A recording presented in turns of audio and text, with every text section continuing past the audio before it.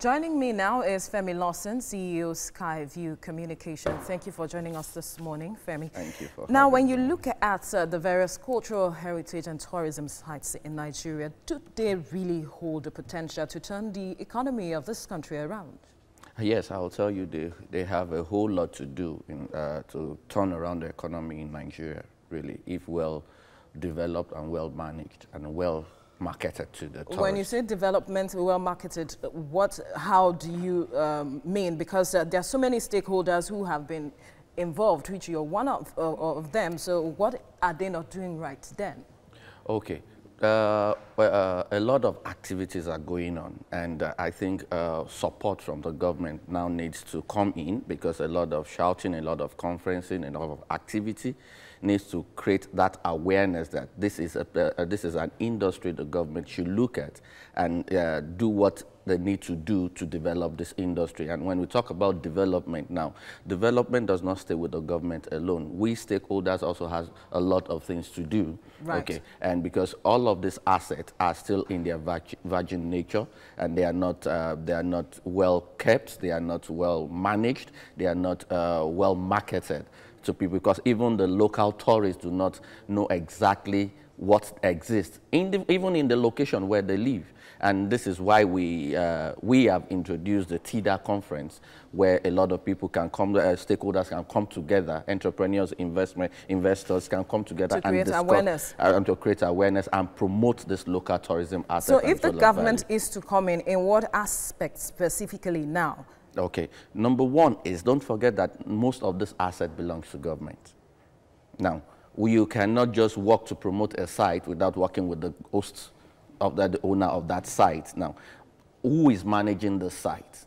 Are this site being managed? Are they being marketed? Governor, there's this public-private partnership that needs to come in the area of destination, that partner with stakeholders, private investors. Well, how has stakeholders pushed this even to the government to ensure that they have this, you know, public-private partnership? Yeah, a lot is happening, and this is part of what we are doing here. Media needs to do a lot of it, because what tourism actually lacks in Nigeria is awareness. We are not aware. Just like the people are not aware of the asset. Even the government that own this asset are not aware of the absolute value this asset can bring to the states. You cannot talk about unemployment when you have a huge tourism asset that can solve unemployment issues, that can drive revenue. Do you get my point? But the issue here is communication. The issue here is coming to a round table to agree.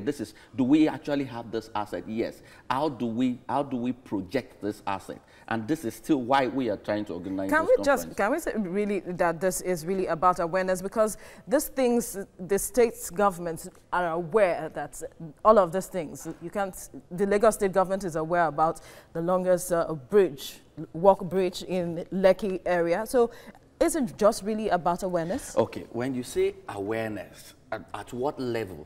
When you say awareness, are you aware the impact of tourism in terms of employment, or how tourism can drive security, or how tourism can drive infrastructural development, or how tourism can drive investment? Those are the kind of awareness. It's not just enough to know that we have assets. We also need to understand what value can this asset bring to the community, bring to the local government, bring to the states, and bring to the nation entirely. That's the kind of awareness that we are talking about. And this awareness can only be done when there is agreement between the industry players and the government. Well, let's show the government this is how it works. This is how other countries are doing it. Because you look at our best asset we can sell that is sellable anywhere is our culture. But these people travel and they see what is done in other countries. Well, we see it done. How do we replicate that in our country? In our country, and that is what is well, missing. we have to leave it here now. Femi Lawson, thank you for your time on TVC Breakfast.